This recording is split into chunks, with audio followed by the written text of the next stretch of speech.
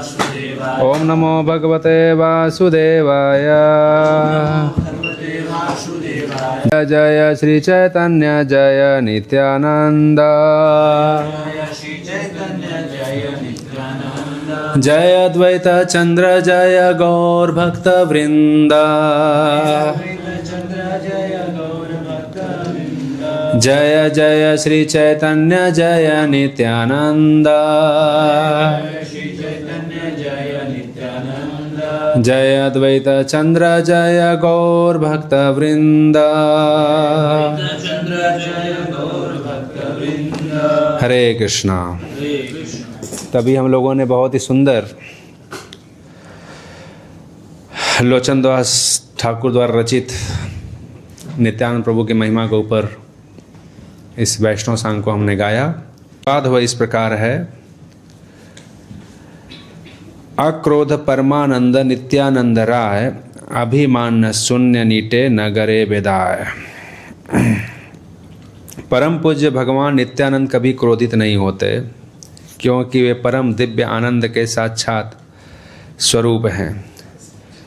झूठे अहंकार की किसी भी अवधारणा से रहित नित्यानंद नगर में विचरण करते हैं। तो इसमें नित्यानंद प्रभु के ऐसे अनंत गुण हैं, क्योंकि नित्यानंद प्रभु स्वयं भगवान के स्वांश हैं, भगवान से भिन्न हैं। और भगवान के जितने गुण हैं उतने ही गुण नित्यानंद प्रभु के भी हैं। तो यहाँ पर लोचन दास ठाकुर नित्यानंद प्रभु के कुछ गुणों को प्रकाश डाल रहे हैं। तो यहाँ पर जिस गुण के विषय में बताया गया है उसमें पहला गुण है जो बता रहे हैं कि नित्यानंद प्रभु कभी क्रोधित नहीं होते। तो हालांकि चैतन्य महाप्रभु और नित्यानंद प्रभु स्वयं कृष्ण और बलराम हैं, लेकिन इस कलयुग में 550 साल पूर्व जो प्रकट हुए तो भगवान छद्म रूप में प्रकट हुए और भगवान बन के प्रकट नहीं हुए, एक भक्त का भाव अंगीकार करके आए। तो भगवान एक तरीके से सिखा भी रहे हैं, क्योंकि भगवान खुद भक्त के भाव का अंगीकार करके अपनी आचरणी प्रभु जीव सिखाए। तो सामान्य जीवों को शिक्षा दे रहे हैं भगवान अपने आचरण से अलग अलग, जिसमें शिक्षा दे रहे हैं यहाँ पर नित्यानंद प्रभु कि हमको क्रोध नहीं करना चाहिए। क्योंकि जिस युग में हम रह रहे हैं कलयुग, ये कलह का युग है। कलह मतलब झगड़े का युग है, और झगड़ा संभव नहीं है जब तक क्रोध ना है। क्रोध आएगा तो झगड़ा होगा। उसने हमको कुछ बोल दिया और हमसे बर्दाश्त नहीं हुआ, तुमने ऐसा कैसे बोला, क्रोध हो जाएगा।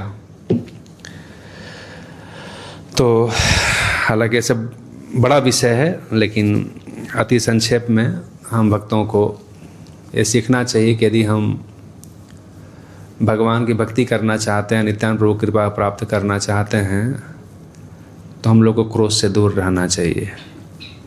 गीता में भगवान कहते हैं काम, क्रोध और लोभ, ये 3 नरक के द्वार हैं।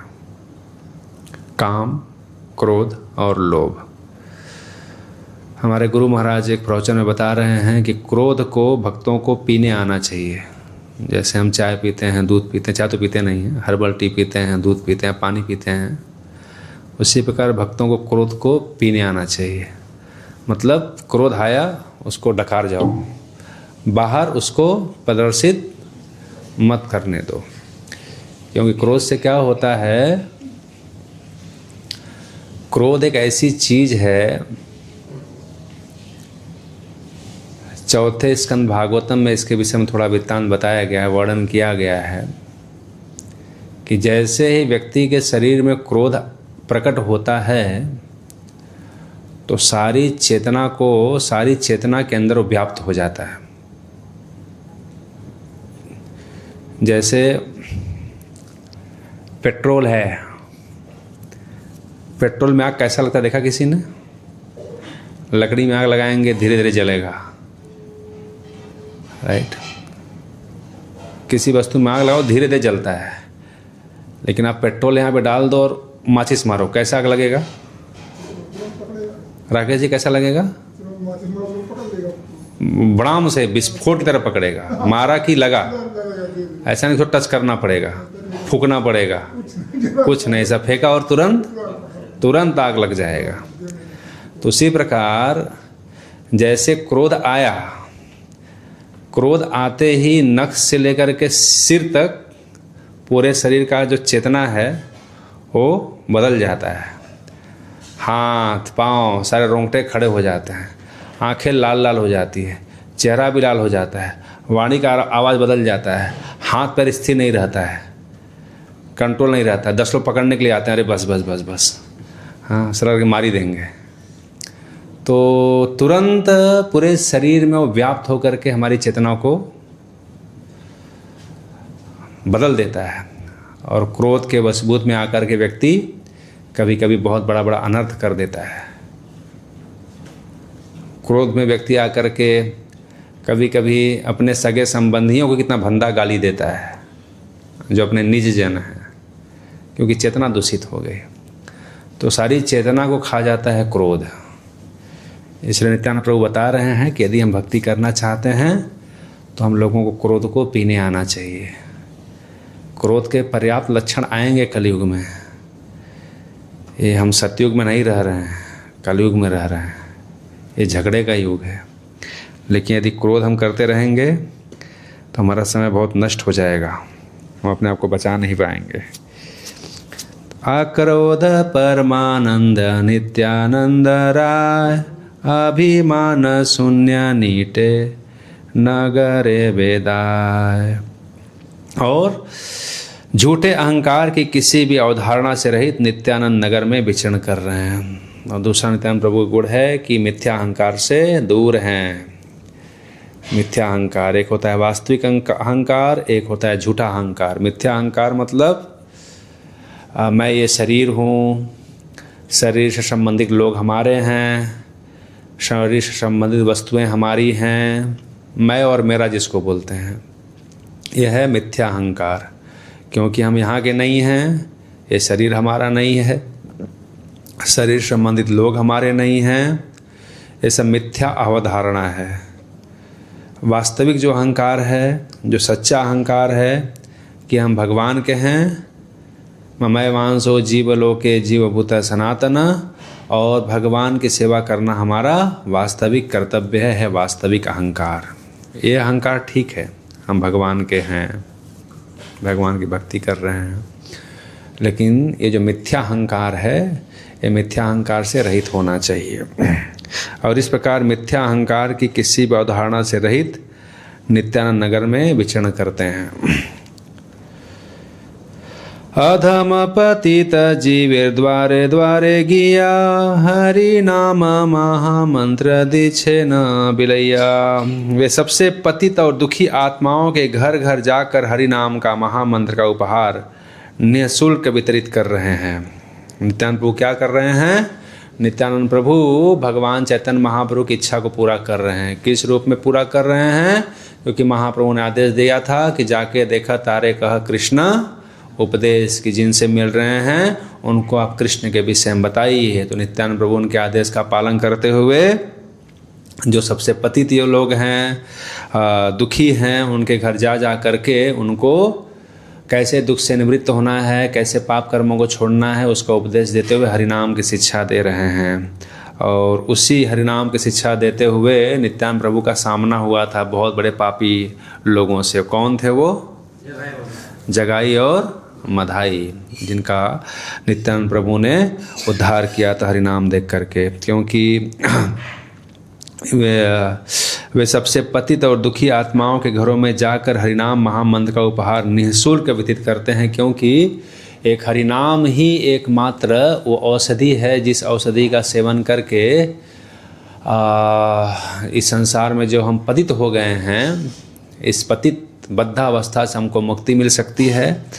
और दुख के अनेक कारण हो सकते हैं, शारीरिक कष्ट है, धन का अभाव है, मानसिक क्लेश है, अलग अलग क्लेश के अलग अलग रूप हैं। बहुत सारे क्लेश के दुख के कारण हो सकते हैं, लेकिन सबसे बड़ा कारण है कि हम इस संसार में हैं। जब इस संसार में हैं तो संसार में रहने की वजह से संसार का भगवान ने जो स्वरूप बनाया है कि जो भी संसार में रहेगा उसको संसार में दुख मिलेगा।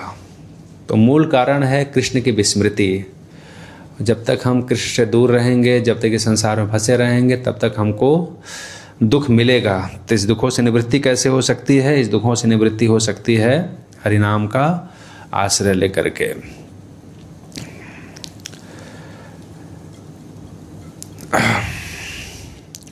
जारे देख तारे कहे दांते त्रिड़धरी, आमारे किनिया लाह बल गौर हरि। वो अपने दांतों के बीच भूसा दबाकर जिसे भी देखते हैं उससे कहते हैं कृपया गौर हरि की पूजा करके मुझे खरीद लो। बहुत सुंदर और भजन है नित्यानंद प्रभु के ऊपर। नाम हट जीवेरे कारण, कैसे है शुरुआत इसका? पाती अच्छे नाम हट जीवन, नहीं, पाती अच्छे नाम हट जीवरे कारण, श्रद्धावान जन है श्रद्धावान जन, पाती अच्छे नाम हट जीवरे कारण। नदिया गोद्रुमे नित्यानंद महाजन, पति अच्छे नाम हट जीवरे कारण। कि नित्यानंद प्रभु नाम हट्ट में, नाम हट्ट मतलब दुकान, हट्ट मतलब बाजार बोलते हैं। तो बाजार में एक दुकान नित्यानंद प्रभु खोल के बैठे हैं। नित्यानंद प्रभु की दुकान खोल के बैठे हैं। कहाँ? नवदीप नदिया में एक दुकान उनका भी है। और दुकान पे क्या बेच रहे हैं? क्या बेच रहे हैं? दूध। हाँ, भगवान का नाम, हरि नाम बेच रहे हैं। तो हरि नाम बेच रहे हैं तो कैसे किलो बेच रहे हैं? फ्री में। तो फ्री में तो सब लोग आ जाएंगे ना, तो कुछ तो कीमत चुकाना पड़ेगा ना, कुछ तो कीमत चुकाना पड़ेगा। क्या कीमत क्या रखा है उन्होंने? कौन इसको खरीद सकता है? कौन उस हरिनाम को ले सकता है? फ्री में बांट रहे हैं, लेकिन फिर भी कुछ शर्त लगाया है। वो शर्त क्या है? श्रद्धावान जन है श्रद्धावान जन, पति आछे नाम हट जीवरे कारण। श्रद्धा, यदि भगवान के नाम पर श्रद्धा है, हरिनाम पर श्रद्धा है कि कृष्ण भक्ति कैले सर्व कर्म कृत है, कि भगवान का नाम जब करूँगा इससे हमारे सारे कार्यों की सिद्धि हो जाएगी। यदि विश्वास है हरिनाम प्रभु के ऊपर, हरिनाम के ऊपर, तो लो लेके जाओ लेके जाओ लेके जाओ। हमारा हरिनाम पे विश्वास नहीं है, और ये तो हमको ही मालूम हरिनाम विश्वास नहीं है। हाँ, हम 6 घंटा 8 घंटा 10 घंटा मेहनत करते हैं। तलाशी में जितने लोग हैं उतना लोगों को तो अपना अनुभव है ही कि जितना हमको काम पे भरोसा उतना हरिनाम पे भरोसा। बाबूलाल, मैं गलत बोल रहा हूँ? हरिनाम पे कितना भरोसा है? थोड़ी हरिनाम महीने में लास्ट में 8,000 रुपया देगा, थोड़ी घर गृहस्थी चलाएगा, राइट? तो किसी को विश्वास नहीं हरिनाम के ऊपर, हमको विश्वास है अपने काम के ऊपर। हाँ, तो एक भक्त कहते हैं कि यदि हम भगवान के नाम पर तो भगवान हमारे काम पे, यदि हम भगवान के नाम में यदि हम भगवान के नाम पे तो भगवान हमारे काम पे, यदि हम अपने काम पे तो भगवान अपने धाम पे। यदि हम भगवान का नाम लेंगे, भगवान विश्वास करेंगे, भगवान श्रद्धा देंगे, तो भगवान भी हाथ बटाएंगे हमारे सुख दुख में। और यदि आप अपने काम धंधा में लगे रहेंगे, बस इसी से हमारा सब गुजारा हो जाएगा, तो भगवान ठीक है धाम बैठ के भगवान लीला देखेंगे, करो खूब। तो यदि हम भगवान के नाम पे तो भगवान हमारे काम पे, भगवान भी काम आएंगे। और यदि हम अपने काम पे तो भगवान अपने धाम पे। क्या पड़ी है उनको? मरो। हाँ, तो इस प्रकार भगवान का नाम निःशुल्क व्यतीत कर रहे हैं, उसके लिए श्रद्धा का होना जरूरी है। और नित्यानंद प्रभु प्रचार करने जा रहे हैं तो कैसे जा रहे हैं? अपने दांत के बीच में घास का तिनका रख करके। तिरादपि सुनी चेना तरोरिव सहिष्णुना अमानिना मान देना कीर्तनीय सदा हरि। यदि भगवान के हरिनाम का जप करना चाहते हैं, 2 कार्य हमको मिला है महाप्रभु की तरफ से। यदि हम भारतवर्ष में जन्म लिए हैं तो क्या है काम? 2 काम क्या है जिन्होंने भारतवर्ष जन्म लिया है? भारत भूमिते मनुष्य जन्म यार, जन्म सार्थक करी कर पर उपकार। एक तो अपना उपकार करना है और दूसरा परोपकार करना है, प्रचार भी करना है। और ये दोनों काम तब तक हम नहीं कर सकते जब तक हम विनम्र नहीं हैं। यदि हमारे अंदर विनम्रता नहीं है तो हम भगवान का नाम भी नहीं जप कर पाएंगे, और यदि हमारे अंदर विनम्रता नहीं तो हम प्रचार भी नहीं कर पाएंगे। दोनों चीज़ के लिए बहुत धैर्य की ज़रूरत है।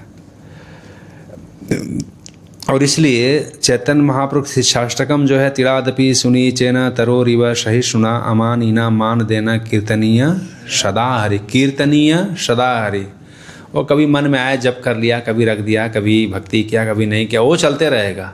लेकिन कीर्तनीय सदा हरि, यदि आप सदैव भगवान का नाम जप करना चाहते हैं, आप चाहते हैं कि हमसे भगवान का नाम का जप हो, कीर्तन में रुचि आए, नाम जप में रुचि आए, तो उसके लिए ज़रूरी है, बोल रहे हैं कि ये जो श्लोक है शिक्षाष्टकम का तीसरा श्लोक, इसको कंठी माला में बांध लेना चाहिए। इसमें ताबीज़ बांधे हैं ना, ऐसे ताबीज़ बना करके लपेट लेना चाहिए इस श्लोक को। कौन से? तिरादपि सुनी चेन तरोरिव सहिष्णुना अमानिना मान देना कीर्तनीय सदा हरि। ये इतना आसान नहीं है, लेकिन यदि करना चाहते हैं तो करना पड़ेगा। यदि भगवान का नाम का भक्ति करना चाहते हैं, उनका नाम जब करना चाहते हैं, तो इस अवस्था में आपको रहना ही पड़ेगा। इतना मेंटली आपको प्रिपेयर होना पड़ेगा। तिरादपि सुनी चेन तरोरिव सहिष्णुना, घास से भी नीच अपने आप को समझना, वृक्ष से भी ज़्यादा सहनशील होना। घास पे चलते हैं, पैर से दबा देते हैं, रगड़ देते हैं, मसल देते हैं, लेकिन घास कुछ प्रतिकार नहीं करता है। आप दबाएंगे, दब जाएगा, हटेंगे, फिर वो खड़ा हो जाएगा, वो प्रतिकार नहीं चला। कैसे थूक दिया हमारे ऊपर, कैसे चल रहे हैं हमारे ऊपर, हाँ, वो प्रतिकार नहीं करता है। तिरादपि सुनी तरोरिव सहिष्णुना, आम का फल आ रहा है, पत्थर मारो, लेकिन क्या देगा आपको? बोलना, क्या देगा? आम देगा। हाँ, तो पत्थर मारेंगे लेकिन वो फल देगा। तिरादपि सुनी तरोरिव सहिष्णुना, वृक्ष का जीवन पूरा परोपकार के लिए समर्पित है। जीते जी फल देगा, और मर जाएगा तो क्या देगा? जल करके लकड़ी बना के हमारा खाना बनाएगा। तो जो उपकार की भावना है वो वृक्षों से सीखना चाहिए। उपकार सब लोग नहीं कर सकते हैं, उपकार करने के लिए बहुत सहनशील बनना पड़ता है। तिरादपि सुनी चेना तरोरिव अमानिना मान देना, हम आपको माला पहनाएंगे तो आप मुझे माला पहनाएंगे, अच्छा लगेगा, हम गले मिल जाएंगे। लेकिन महाप्रभु कह रहे हैं कि हम आपको, आपने मुझे माला पहनाया और मैं आपको माला नहीं पहनाया, हाँ, आपको सम्मान नहीं दिया, फिर भी आपका जो व्यवहार है हमारे प्रति नहीं बदल रहा है, तो अच्छी बात है। प्रत्युत्तर में यदि मान सम्मान की भावना है, इस संसार में व्यवहार हम उसी साथ बनाते हैं। देखो, जिनके साथ हमारा बन, उनके साथ बनाना आसान है, लेकिन जिनके साथ नहीं बन रहा है उसके साथ बनाना वो मुश्किल काम है। वो मुश्किल काम, आसान से बनता नहीं है। तो लेकिन यदि आप विनम्र बनना चाहते हैं, भगवान का नाम का जप करना चाहते हैं, तो अपने मन के अंदर किसी के प्रति ऐसी भावना नहीं होनी चाहिए, ईर्ष्या की भावना नहीं होनी चाहिए। अमानिना मान देना, खुद मान सम्मान की भावना नहीं होना चाहिए, और दूसरों को मान सम्मान देने में तत्पर होना चाहिए। ये प्रैक्टिकल व्यवहारिक जीवन में उतारना बड़ा कठिन काम है, लेकिन आध्यात्मिक दृष्टि से यदि मजबूत बनना चाहते हैं तो इस अवस्था पे आना ही पड़ेगा आपको। इतना आसान काम नहीं है। जो हमको मान सम्मान देते हैं उनको हमको भी मान सम्मान देने में अच्छा लगता है। हाँ, जय जगन्नाथ बलदेव सुभद्रा मैया की। तो अमानिना मान देना कीर्तनीय सदा हरि, दूसरों को मान देना और खुद अमानी बने रहना, खुद मान सम्मान की इच्छा न करना। यदि मिल रहा है तो गुरु वैष्णव भगवान कृपा मान करके उसको स्वीकार कर लेना, लेकिन अंदर से इच्छा नहीं आए कि अरे आज नहीं मिला, बड़ा लोग सम्मान करते, आज नहीं कर रहे हैं। यदि मान सम्मान लेने की भावना प्रकट हो गई तब आपका विनाश हो जाएगा, वो होना नहीं चाहिए। यदि मिल रहा है स्वीकार कर सकते हैं गुरु कृष्ण कृपा से प्रसाद के रूप में, और उसको गुरु वैष्णव को समर्पित कर देना चाहिए मन ही मन, लेकिन अंदर से वो भावना नहीं होना चाहिए कि अब बहुत बड़ा वैष्णव बन गया, अब लोग हमका मान सम्मान हो रहा है, लोग पूछ रहे हैं, हाँ, सब लोग प्रणाम कर रहे हैं। तो इतना आसान नहीं है, क्योंकि एक अनर्थ है ये, भक्ति जात स्वीकृति है ये।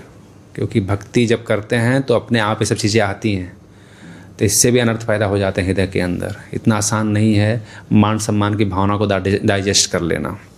तमान ही ना मान देना कीर्तनीय सदा हरि, दूसरों को मान देना और खुद मान की भावना से मुक्त होना, ऐसी अवस्था में हम भगवान का भक्ति कर सकते हैं। और नित्यानंद प्रभु के विषय में क्या कहा जा रहा है कि अपने दांतों के बीच घास का तिनका रख करके वो सबसे कहते हैं कृपया गौर हरि का पूजा करके मुझे खरीद लो, यदि आप मेरी कृपा प्राप्त करना चाहते हो। क्योंकि बिना नित्यानंद प्रभु की कृपा के हम चैतन्य महाप्रभु कृपा को प्राप्त नहीं कर सकते हैं, और बिना चैतन्य महाप्रभु कृपा के हम राधा कृष्ण के गुण तत्वों को नहीं समझ सकते हैं। तो बिना नित्यानंद प्रभु किसी के ऊपर कृपा कर देते हैं तो फिर चैतन्य महाप्रभु उसके ऊपर अपनी महती कृपा, यदि क्वालिफाइड नहीं भी है, इसलिए ऊपर कहा गया है कि पतित और दुखों के ऊपर स्पेशल मर्सी है नित्यानंद प्रभु की। चैतन्य महाप्रभु नहीं कृपा करना चाहते जगाई मधाई के ऊपर, लेकिन उन्होंने कृपा किया किसकी वजह से? नित्यानंद प्रभु की वजह से। उसी प्रकार श्रीवास ठाकुर के आंगन में ब्राह्मण के ऊपर कृपा नहीं करना चाहते चैतन्य महाप्रभु, लेकिन श्रीवास ठाकुर की वजह से चैतन्य महाप्रभु ने कृपा किया। तो श्रीवास ठाकुर, नित्यानंद प्रभु, ये सब महाप्रभु के प्राण हैं। यदि ये लोग किसी के चाह जाए कल्याण होना चाहिए, उद्धार होना चाहिए, तो फिर महाप्रभु श्योर कृपा उसके ऊपर करेंगे।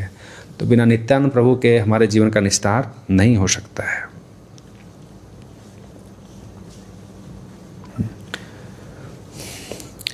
एत बलि नित्यानंद भूमि गदि जय, सोनार पर्वत जेना धूलते लोटा। ऐसा कहते हुए नित्यानंद प्रभु जमीन पर लौटने लगे, मानो कोई सुन हरा पहाड़ धूल में लुढ़क रहा हो। बहुत सुंदर नित्यानंद प्रभु के शरीर का गोल्डन कलर है, और ऐसा कहते हुए महाप्रभु प्रेम व्यतीत करते हुए कृष्ण नाम के द्वारा भूमि पर लोटपोट कर रहे हैं। हे न अवतारे जार रति न जन्मिला, लोका बाई से ही पापी एल आर गेला। अंत में लोचन दास ठाकुर कह रहे हैं कि जिस किसी को इस अवतार के प्रति प्रेम स्नेह का जागरण अनुभव नहीं हुआ है, वह पापी व्यक्ति जन्म और मृत्यु के चक्र में व्यर्थ ही आता जाता रहता है। यदि आप चाहते हैं कि आपका संस्कृति चलता रहे, जन्म मृत्यु के चक्र में पीसे जाओ, इसी प्रकार बार बार माँ के गर्भ के अंदर जाना, माँ के गर्भ के अंदर से बाहर आना, फिर आने के बाद संसार का दशा देख ही रहे हैं, रोग कष्ट आदि व्याधि ये सब के वसा से गुजरना, हाय हाय करके मर जाना, ऐसे ही। तो ये तो अनादि समय से चल रहा है। ऐसा नहीं कि हम अभी 25 साल पहले जन्म लिए, कोई यूपी में, कोई महाराष्ट्र में, कोई राजस्थान में, कोई उड़ीसा में, और हम लोग अभी चल रहा है सुखमय जीवन। कुछ सुकृति हम पुण्य कर्म किए रहते हैं, अच्छा कुल, अच्छा सौंदर्य, अच्छा धन, अच्छा विद्या, ये सब मिल जाता है पूर्व जन्म की सुकृति की वजह से। और पूर्व जन्म में कोई दुष्कृति किए रहते हैं तो उसके लिए फिर निम्न कुल में जन्म मिलता है, म्लेच्छ घर में जन्म मिलता है, रोटी कपड़ा मकान के संघर्ष करना पड़ता है। और इस प्रकार गरीबी अमीरी, सुख दुख, लाभ हानि, जय पराजय, सुंदर कुरूप, ये सब चक्र में बस ये चक्कर भी उछलते जा रहा है। कब से चल रहा है हमको पता नहीं है। तो यदि हम पीछे जाना चाहते हैं बार बार इसी में तो ठीक है, यदि नहीं पीछे जाना चाहते तो क्या करना पड़ेगा? यदि हम नहीं चाहते कि हम मुक्त हो जाएं, इस द्वंद से निकल जाएं, तो क्या करना पड़ेगा? बोल रहे हैं कि आपको चैतन्य महाप्रभु और नित्यानंद प्रभु का जो जोड़ी है, ये जो परम दयालु अवतार है, करुणावतार अवतार है, इसके प्रति रति उत्पन्न करना पड़ेगा, इनके प्रति प्रेम उत्पन्न करना पड़ेगा, तब जाकर के हमारा जीवन में कल्याण हो सकता है।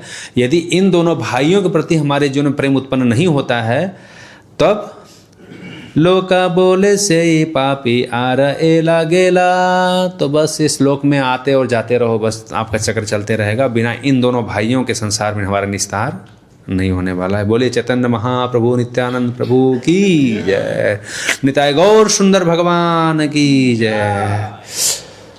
हरे कृष्णा। तो अभी हम लोग चैतन्य महाप्रभु और नित्यानंद प्रभु की संयुक्त लीलाओं का कुछ श्रवण करेंगे। जो नित्यानंद पूर्णिमा अभी हुआ, नित्यानंद प्रभु का जन्मदिन, और अभी गौर पूर्णिमा को उत्सव आने वाला है मार्च में। तो शाम को जैसे भी हमारे पास समय रहेगा तो कुछ कुछ लीलाओं का हम प्रसंग श्रवण करेंगे चैतन्य महाप्रभु नित्यानंद प्रभु लीलाओं का, चैतन्य चरितामृत और चैतन्य भागवत से संयुक्त लीलाओं का श्रवण करेंगे। तो अभी आज का जो हमारा प्रसंग है, आज हम थोड़ा नित्यानंद प्रभु के लीलाओं के ऊपर व्याख्यान डालेंगे और अति संक्षेप में नित्यानंद प्रभु का जन्म कैसे हुआ और किस प्रकार नित्यानंद प्रभु चैतन्य महाप्रभु से आकर के नवद्वीप में मिलते हैं, तो इस प्रसंग के ऊपर आज हम प्रकाश डालेंगे। और इसका जो व्याख्यान है ये चैतन्य भागवत से लिया गया है, जो वृंदावन दास ठाकुर की रचना है। तो आदि खंड 9वां अध्याय।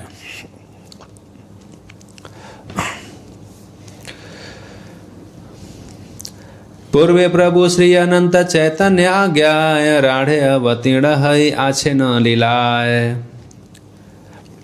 तो जिस प्रकार चैतन्य देव की आज्ञा से श्री अनंत देव पहले ही राढ़ देश में लीला हेतु अवतीर्ण होकर विराजमान थे। हाड़ो ओझा नामे पिता माता पद्मावती, एक चाका नाम ग्राम गौड़ेश्वर तथी। उनके पिताजी का नाम सिहड़ाई ओझा और माता का नाम श्री पद्मावती देवी था। गौड़ीयगढ़ के अधीश्वर श्री नित्यानंद प्रभु एक चक्र गांव में विराजित हैं।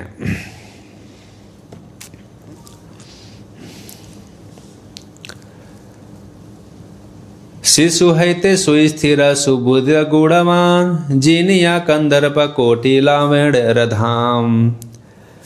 तो श्री नित्यानंद प्रभु शिशु अवस्था से सुस्थिर सुबुद्धि और गुणवान थे, जिनका रूप लावण्य कोटि कामदेवों को भी जीतने वाला था। नित्यानंद प्रभु बहुत सुंदर थे।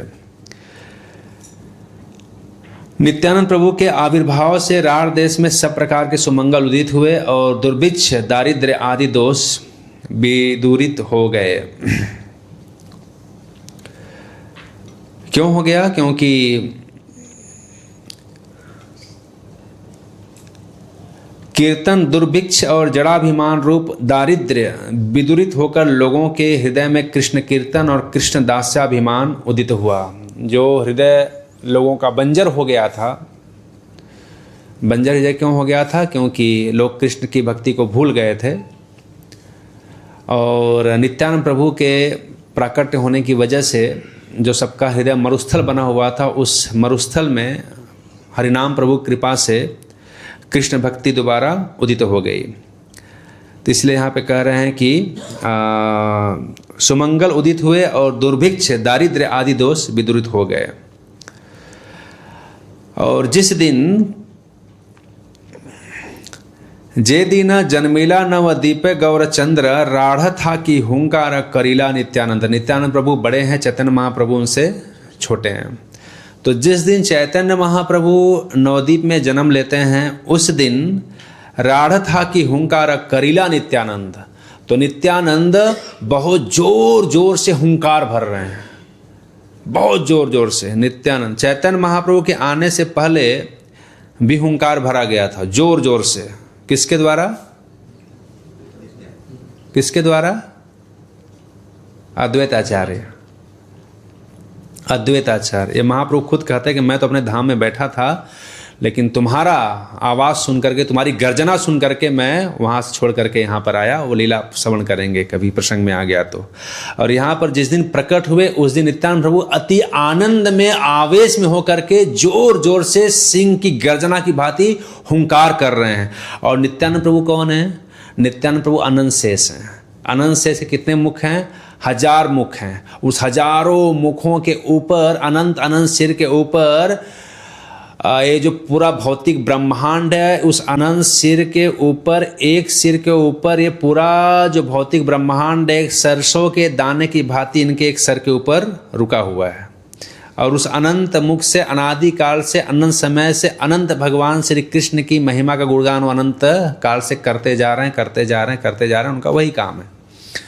और ऐसे अनंत मुख से जब वो बोल रहे हैं तो सोच सकते हैं वो साक्षात लक्ष्मण जी हैं, साक्षात बलराम जी हैं, सारे शक्ति के स्रोत हैं वो बलराम जी, सारे बल के स्रोत हैं वो।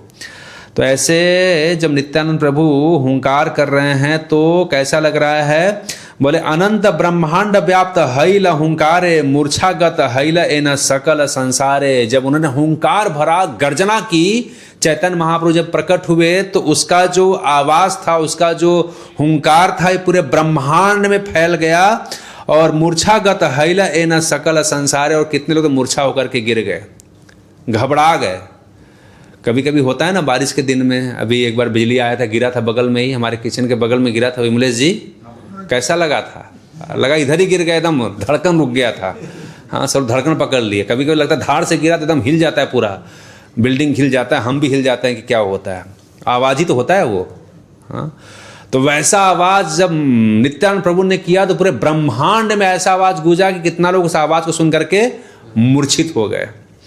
कथो लोक बलिले न हैल वज्रपात, कथो लोक मालिने न परम उत्पात। कुछ लोगों ने कहा कि वज्रपात हो गया, वज्रपात हो गया, हमारी बिल्डिंगे पर बिजली गिर गया।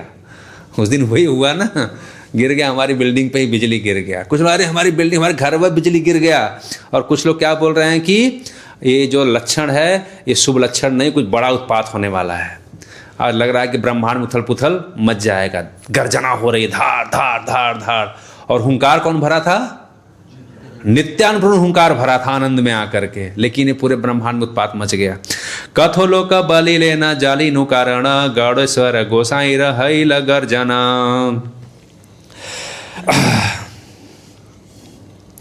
कुछ लोगों ने कहा कहीं वज्रपात हुआ है, और कुछ लोगों से बड़ा भारी उत्पात हुआ है। माना कुछ लोगों ने कहा इस शब्द का कारण समझ लिया है कि यह गौड़ेश्वर गोसाई की गर्जना हुई है। कुछ लोगों ने सोच लिया, जो भक्ति वाले इर्द गिर्द रहते थे नित्यानंद प्रभु के, कि इनके ही कारण ऐसा हुआ है। इसी प्रकार सभी लोग अनेक प्रकार की बातें कहने लगे, परंतु विष्णु माया के कारण कोई नित्यानंद प्रभु को समझ नहीं पाया। देव सभा करे न मिलिया शिशु गड़े, पृथ्वी रूपे के ह करे निवेदने। तबे पृथ्वी लैया सबे नदी तीरे आय, शिशि गुड़ मेलित स्तुति करे ऊर्ध्वराय। और इस प्रकार नित्यानंद प्रभु जब थोड़े बड़े हुए तो सहवयस्क बालकों के साथ में नित्यानंद प्रभु 12 वर्ष तक घर पे रहे। 12 वर्ष तक घर पे रह करके जो बाल्योचित लीला होती है, खासकर जो बच्चे होते हैं 12 वर्ष तक, तो पहले का जो समय था वो लगभग 10-12 वर्ष तक तो खेलने कूदने में बीतता था। अभी तो 5 साल बाद चलना शुरू किए तो फिर बैग ढोना पड़ता है।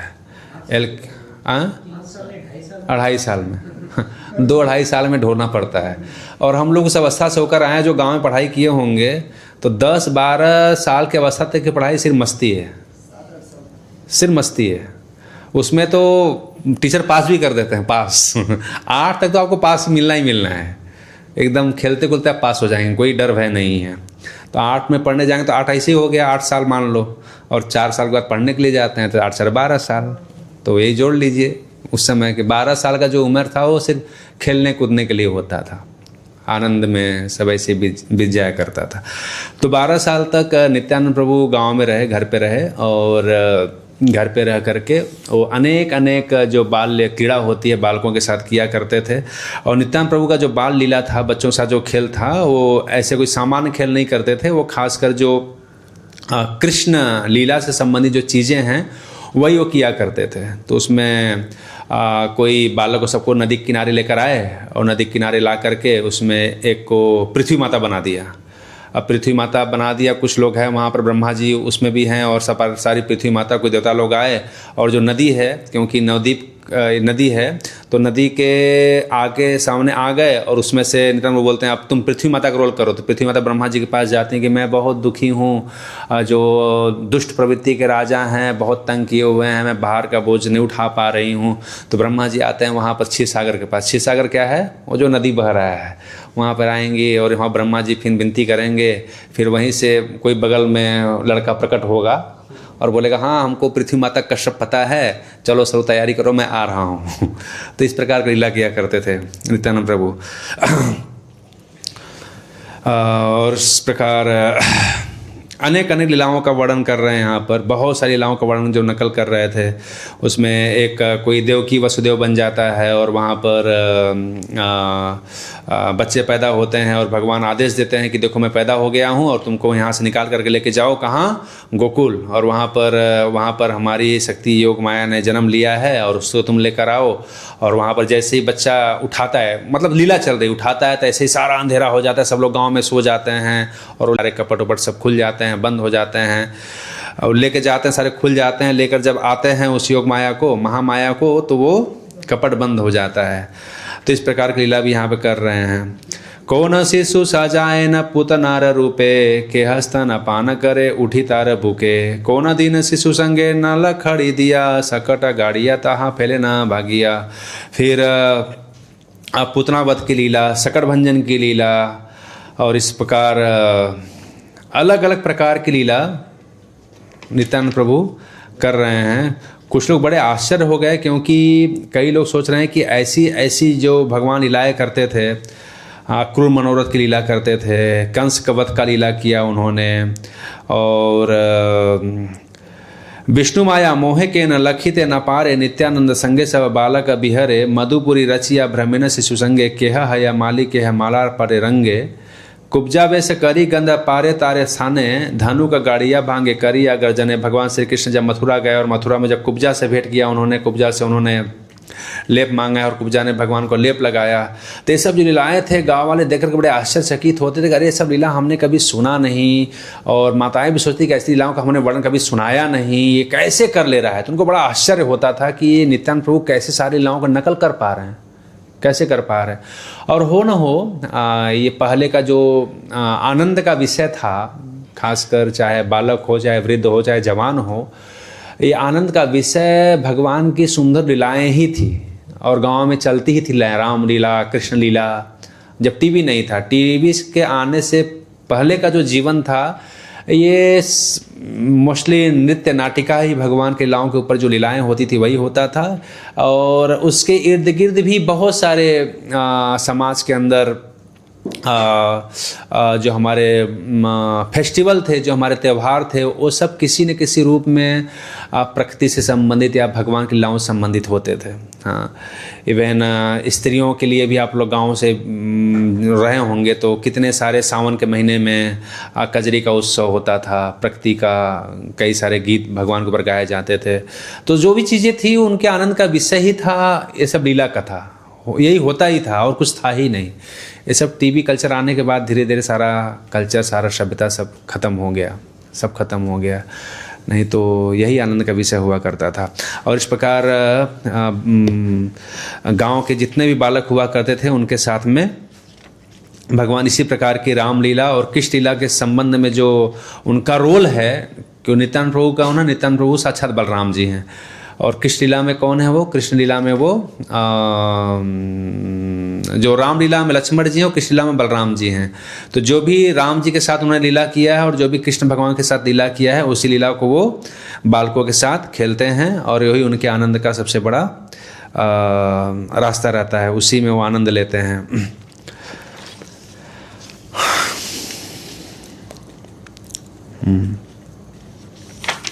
और इस प्रकार सारी लीलाओं का विस्तार से वर्णन कर रहे हैं, लेकिन हम वो सब डिटेल में नहीं जाएंगे।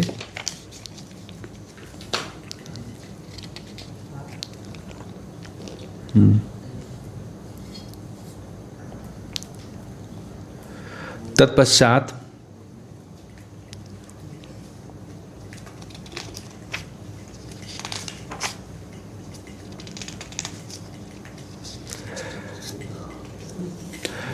ऐसे खेलते हुए नित्यानंद प्रभु का समय बीत गया और 12 साल के जब उनकी अवस्था हो गई तो उस समय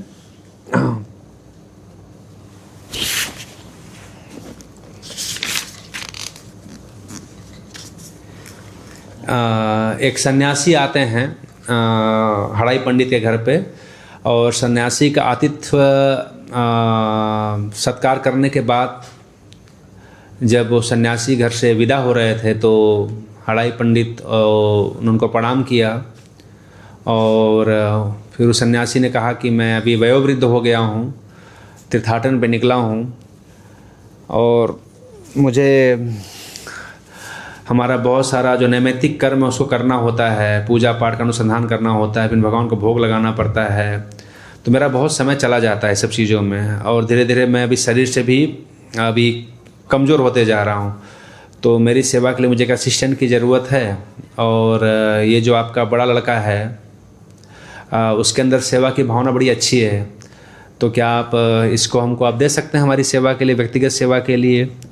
तो जब हड़ाई पंडित ऐसा सुनते हैं तो हालांकि उनके ऊपर तो वज्रपात गिर जाता है, क्योंकि बहुत आसक्त है हड़ाई पंडित नित्यानंद प्रभु से। उनकी आसक्ति वैसी ही थी जैसे दशरथ जी का भगवान राम जी के प्रति थी, और जैसे विश्वामित्र ने जब राम जी को मांगा तो दशरथ जी को जो दशा हुई थी, वैसे ही मन स्थिति उसमें हड़ाई पंडित की और पद्मावती का हुआ।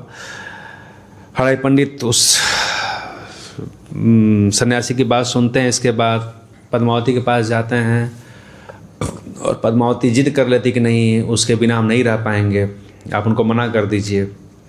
फिर हड़ाई पंडित कहते हैं कि ऐसा हो नहीं सकता, क्योंकि ऐसा इतिहास भी देखा गया है और बहुत सारे से प्रमाण है जहाँ पर साधु संतों को वचन दे करके पीछे नहीं मुकरा जा सकता है, भले ही जान चल जाए, लेकिन जान का परवाह किए बगैर लोगों ने अपने वचनों की रक्षा की है और अच्छे काम के लिए मांग रहे हैं। तीर्थ पे निकले हैं, साधु संत हैं, उनकी सेवा करेगा तो कुछ कल्याण ही होगा। भले ही हमको ये अच्छा बात नहीं लग रहा है, क्योंकि हमारा हृदय का टुकड़ा है, उसके बिना हम अपने जीवन का धारण नहीं कर सकते हैं, लेकिन इनको हम नकार भी नहीं कर सकते हैं। इस प्रकार पद्मावती और हड़ाई पंडित का आपस में बात हुआ और तत्पश्चात आकर के बाहर अपने हृदय पे पत्थर रख करके नित्यानंद प्रभु को वो दे देते हैं हड़ाई पंडित सन्यासी को, और सन्यासी लेके निकल जाते हैं उनको। और 12 वर्ष से लेकर के 8 साल तक, 20 वर्ष की अवस्था तक हड़ाई पंडित नित्यानंद प्रभु उस ब्राह्मण के साथ, उस सन्यासी के साथ यात्रा करते हैं। यात्रा कहाँ कहाँ करते हैं तो आदि खंड में थोड़ा विस्तार से वर्णन है कहाँ कहाँ यात्रा किए हैं, लेकिन मध्य खंड में अति संक्षेप में बता रहे हैं। गया, काशी, प्रयाग, मथुरा, द्वारावती, नर नारायण आश्रम गेला महामती, बौद्धालय गिया गेला, व्यासेर आलय, रंगनाथ सेतुबंध गेलय मलय। तो कहाँ कहाँ गए अति संक्षेप में पढ़ देता हूँ मैं। इस प्रकार से नित्यानंद घर को छोड़कर स्वानुभावानंद से तीर्थों का भ्रमण करने लगे। महामती प्रभु नित्यानंद गया, काशी, प्रयाग, मथुरा, द्वारका तथा नर नारायण के बद्रिकाश्रम को गए। फिर बौद्धाश्रम से होते हुए वे महर्षि व्यास के आश्रम रंगनाथ, सेतुबंध और मलय पर्वत को गए। वहां से नित्यानंद महाशय अनंतपुर को गए। निर्जन वन में उन्होंने बड़े निर्भय होकर भ्रमण किया। फिर गोमती, गंडकी, सरयू, कावेरी, अयोध्या, दंडकारण्य तक आनंदपूर्वक विहार किया। नित्यानंद प्रभु विचरण कर रहे हैं उस अवधूत के समान उस सन्यासी के साथ में। फिर रेवा, महिष्मती, मल्ल तीर्थ और हरिद्वार गए, जहां पूर्व काल में गंगा का अवतरण हुआ था। इस प्रकार से नित्यानंद राय ने जितने भी तीर्थ हैं उन सबके दर्शन किए और फिर वे दूसरी बार मथुरा में आ गए। इसी बीच किसी ने भी नित्यानंद को नहीं पहचाना। तो इस प्रकार भ्रमण करते हुए अभी आदि खंड में बता रहे हैं कि भ्रमण करते करते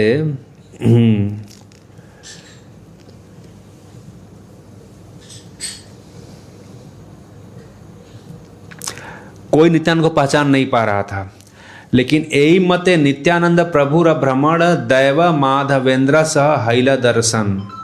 किस प्रकार पश्चिम भारत में जब यात्रा कर रहे थे तो पश्चिम भारत में यात्रा करते करते दैववश से उनका मुलाकात किससे हुआ? माधवेंद्र पुरी से हो। माधवेंद्र पुरी जी कौन है? माधवेंद्र पुरी जी हैं हमारे संप्रदाय के एक तरीके से सबसे बड़े आचार्य, जिन्होंने एक्चुअली हमारा जो संप्रदाय निकला है, किस संप्रदाय से चैतन्य महाप्रभु ने, हम कौन संप्रदाय को बिलोंग करते हैं? ब्रह्म मध्व गौड़ी वैष्णव संप्रदाय। तो मध्वाचार्य संप्रदाय से हमारा संप्रदाय शिक्षा लेते हैं महाप्रभु। तो इवन मध्व संप्रदाय में भी माधवेंद्र पुरी के आने के बाद क्योंकि रस में थोड़ा अंतर है, तो जो श्रृंगार रस की परिपाटी है, जो माधुर्य प्रेम का जो पराकाष्ठा है, ये पराकाष्ठा माधुर्य रस का जो श्रृंगार रस का जो भाव भक्ति, प्रेमा भक्ति का जो रस संप्रदाय में डाला गया, वो डाला गया माधवेंद्रपुरी के द्वारा। और उसी रस, उसी प्रेम का आस्वादन करने के लिए गोवर्धन में साक्षात भगवान प्रकट होते हैं। उनके प्रेमा भक्ति से प्रभावित होकर के, माधवेंद्रपुरी के प्रेमा भक्ति से प्रभावित होकर के उन्होंने प्रकट किया प्रेम से। तो जो प्रेमा भक्ति आया, वो उसका जो फाउंडर हैं वो हैं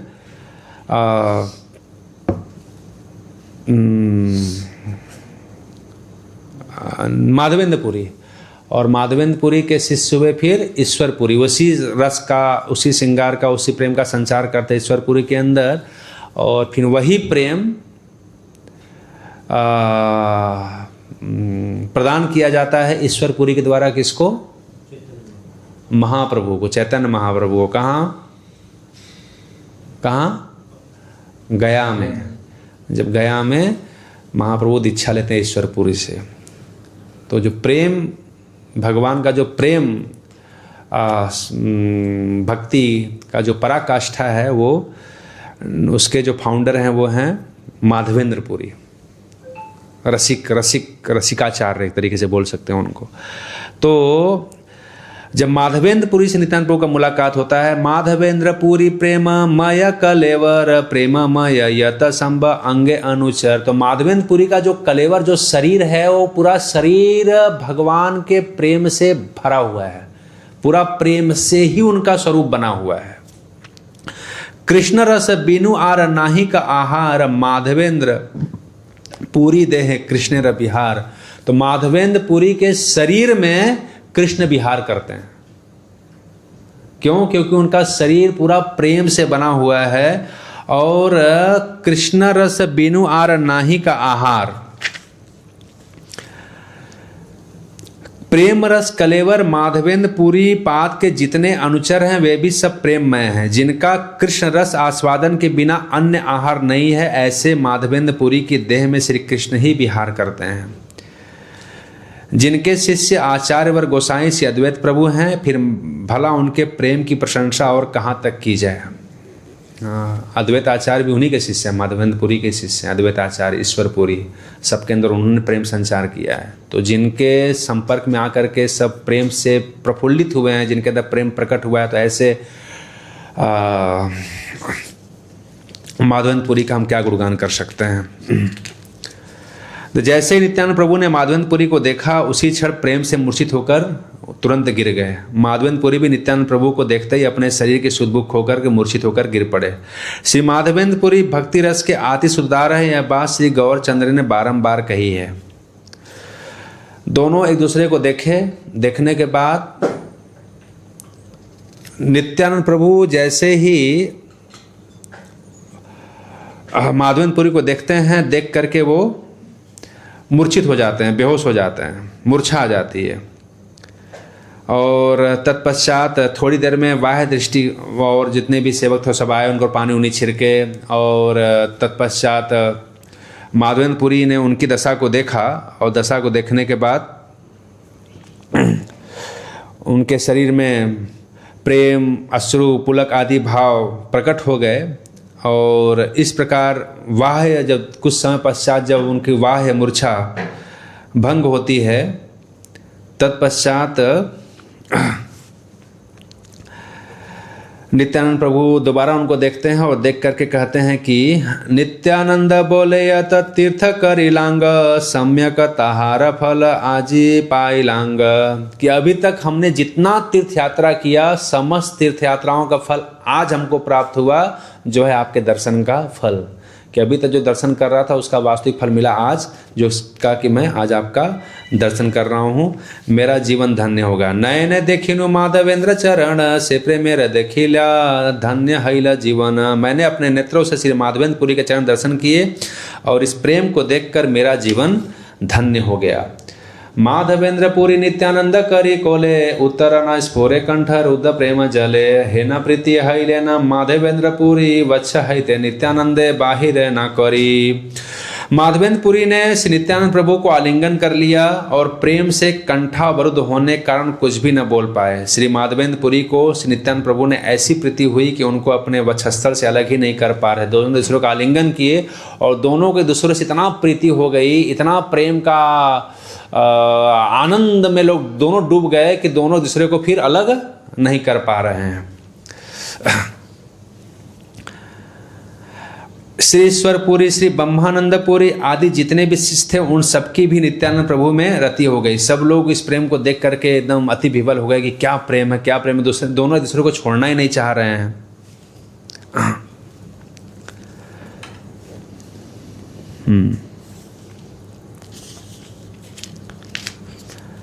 और इस प्रकार कुछ दिन तक दोनों लोग एक दूसरे के साथ में रहे और वे रात दिन कृष्ण प्रेम में मद्यप की भांति मत होकर कभी हंसते, कभी रोते, कभी उल्लासित होते तथा कभी दुखित होते।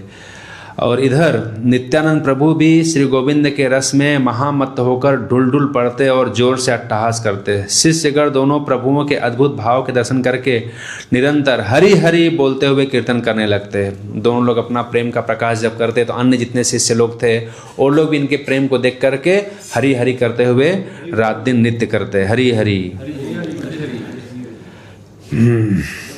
प्रेम रस में मग्न होकर कोई भी यह नहीं जानता था कि अब रात्रि है या दिन। कितना ही समय बीत जाता था परंतु किसी को वह एक क्षण के बराबर भी मालूम नहीं होता था। क्षण नहीं। श्री माधवेंद्र पुरी के साथ श्री नित्यानंद प्रभु की जो कुछ कथा वार्ताएं ये हुई उनको कौन जानता है, उसके प्रमाण तो एकमात्र श्री कृष्ण ही है। तो नित्यानंद प्रभु और माधवेंद्र पुरी जिस आनंद सागर में डूबे हुए हैं, जिस आनंद का रसास्वादन कर रहे हैं, वो किस विषय पे आनंद ले रहे हैं, उनके आनंद का स्तर क्या है, इसको कौन समझ सकता है? ये सिर्फ कृष्ण समझ सकते हैं और इसको कोई समझ नहीं सकता है। जिस आनंद में दोनों लोग डूबे हुए हैं, क्योंकि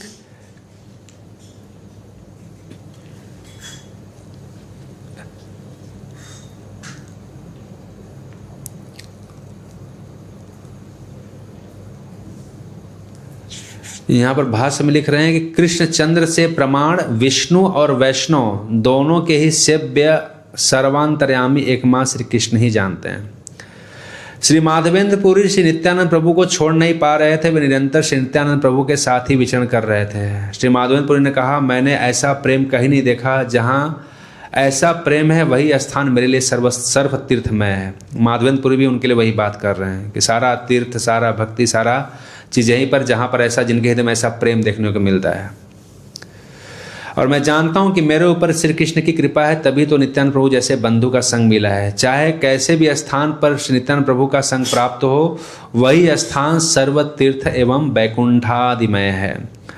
श्री नित्यानंद प्रभु जैसे भक्त का नाम जो श्रवण करेगा वही जन श्री कृष्ण को पावेगा। नित्यानंद प्रभु की जय। ये माधवेंद्र पुरी कह रहे हैं, श्री नित्यानंद प्रभु जैसे भक्त का नाम जो श्रवण करेगा वही जन श्री कृष्ण चैतन्य को पावेगा। इसलिए तो हम लोग नाम जप करने से पहले क्या कहते हैं? जय श्री कृष्ण चैतन्य प्रभु नित्यानंद श्री अद्वैत गदाधर श्रीवासादि श्री गौर भक्तवृंद।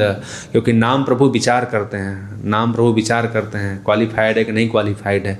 लेकिन जब चैतन्य महाप्रभु नित्यानंद को जो हम पंच तत्व प्रणाम मंत्र बोलते हैं तो हम उस अपराध से भगवान हमको मुक्त करते रहते हैं। क्योंकि अत्यंत करुणा में अवतार है नित्यानंद प्रभु है इसमें, और उसमें हमको क्वालिफाइड बनाते हैं नाम जप करने के लिए। एक्चुअली नाम जप करने के हम क्वालिफाइड नहीं हैं, क्योंकि अपराध होता है नाम जप करने में। लेकिन जब हर नाम के बाद हम चैतन्य महाप्रभु नित्यानंद प्रभु को नाम जप करते हैं तो एक तरीके से वो जो हमने अपराध किया उस अपराध को कम करते हैं या क्वालिफाइड बनाते हैं नित्यानंद प्रभु और चैतन्य महाप्रभु। इसलिए जय श्री कृष्ण चैतन्य प्रभु नित्यानंद श्री अद्वैत गदाधर श्रीवासादि श्री गौर भक्तवृंद। यही बात कर रहे हैं, श्री नित्यानंद प्रभु जैसे भक्त का नाम जो श्रवण करेगा वही जन श्री कृष्ण चैतन्य को पावेगा। यदि कोई नित्यानंद प्रभु के प्रति तिल मात्र भी द्वेष रखेगा तो वह भक्त होने पर भी श्री कृष्ण का प्रिय नहीं होगा।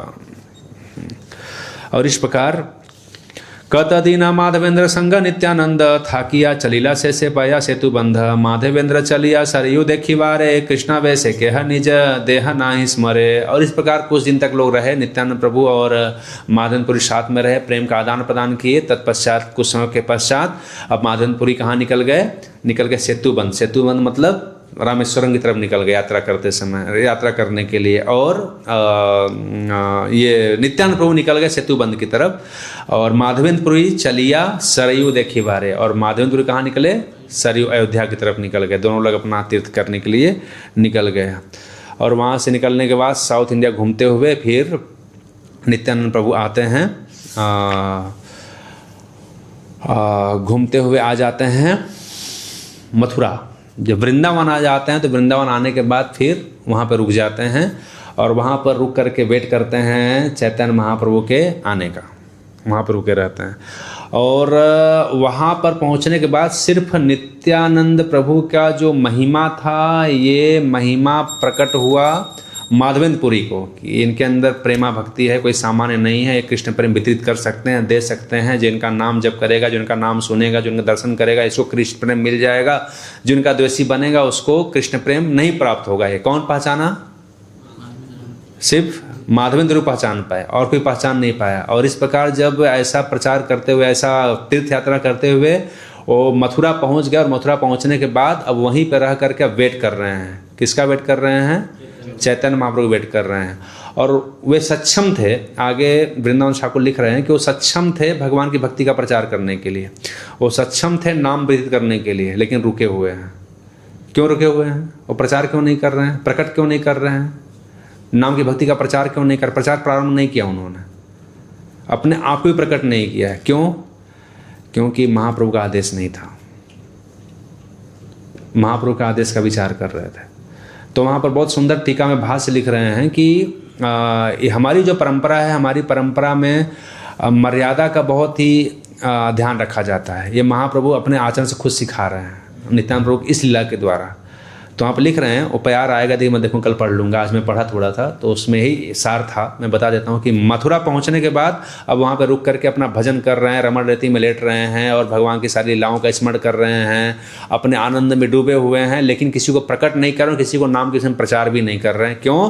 क्योंकि महाप्रभु के आदेश का इंतजार कर रहे थे, इंतजार कर रहे थे। तो जब तक आदेश न मिले, बड़ों से आशीर्वाद न मिले, तब तक हम लोगों को मैं योग्य हूँ, मैं क्वालिफाइड हूँ, हाँ मैं ये कर सकता हूँ, मैं प्रचार कर सकता हूँ, ऐसा हम लोग को दिखाने का प्रयास नहीं करना चाहिए। इसके लिए भी, प्रचार के लिए भी वैष्णव का और गुरुजनों का आशीर्वाद का जरूरत पड़ता है। और इसका ध्यान न रखते हुए आई एम क्वालिफाइड, अब मुझे हो गया, अब मैं खुद से निर्णय लेकर प्रचार करने से, तो इसमें फिर मर्यादा व्यतिक्रम की, गुरु अवज्ञा का, या गुरु को ओवरटेक करने का, या गुरु भी कई प्रकार के होते हैं, शिक्षा गुरु, दीक्षा गुरु मेन होते हैं। तो उसमें इस परंपरा का निर्वाह करते हुए नित्यानंद प्रभु अपने आचरण से खुद सिखा रहे हैं कि प्रचार करने के लिए बहुत उन्मुक्त नहीं होना चाहिए। महाप्रभु खुद वेट कर रहे हैं। इसके बाद आगे लीला आएगी कि जब हरिदास ठाकुर, नित्यानंद प्रभु, लीला बहुत बड़ी है, वो लीला कुछ दिन तक संग में रहते हैं, और इसके बाद एक दिन हरिदास ठाकुर को और नित्यानंद प्रभु को बुला करके महाप्रभु आदेश देते हैं, जाओ और घर में जा करके अब प्रचार करो। इसके बाद वो प्रचार करने के लिए निकलते हैं। ये लीला परिचित होती है। अपने प्रचार करने के लिए नहीं गए, वो बुलाए और बुला करके बोले कि जाओ प्रचार करो, और प्रचार किए जा करके। तो वो प्रसंग है, थोड़ा सा निकाल लूँगा कल में पढ़ने के लिए, फिर आगे बढ़ेंगे हम इस प्रचार में। तो एक अच्छा लेसन था हम लोगों के लिए। हम लोगों को कोई भी चीज़ करने के लिए बहुत ये नहीं होना चाहिए, उत्सुक नहीं होना चाहिए, उसके लिए वेट करना चाहिए। क्योंकि गुरु और गुरु के बिहाफ जो, अब खासकर जिस परंपरा में हम लोग रह रहे हैं, जो सिस्टम बना हुआ है, गुरु वर्ग हैं, फिर मैनेजमेंट है, और मैनेजमेंट के अंदर रह करके फिर जो रिस्पांसिबिलिटी दी जाती है, बेटर है कि हम उसका निर्वाह करें। तो उसका निर्वाह करने से फिर कृपा शक्ति हमारे जीवन में उतरती है, कृपा मिलती है, और इस कृपा के द्वारा फिर हम सेवा अच्छे से निर्वाह कर पाते हैं। खुद से डिसीजन लेकर के बहुत उत्सुकता नहीं दिखाना चाहिए कि मैं करूं या मैं करूंगा ऐसा करके। तो एक लेसन नित्यानंद प्रभु के कैरेक्टर में आता है कि वहाँ रुके रहे और वेट किए। अब फिर भगवान बुलाएंगे, अभी कल की लीला में सुनेंगे कैसे भगवान बुलाते हैं। कहाँ बुलाएंगे मिलने के लिए? नवद्वीप। अभी तो मथुरा रुके हैं। इसके बाद जब भगवान आ जाएंगे तो फिर यहाँ से निकलेंगे नवद्वीप जाएंगे। फिर नवद्वीप में चैतन्य महाप्रभु नित्यानंद प्रभु का मिलन होगा और मिलन के बाद क्या लीलाएँ होती हैं आगे का लीला हम लोग कल श्रवण करेंगे। हरे कृष्णा। श्री प्रभुपाद की जय। निताय गौर प्रेमानंदे।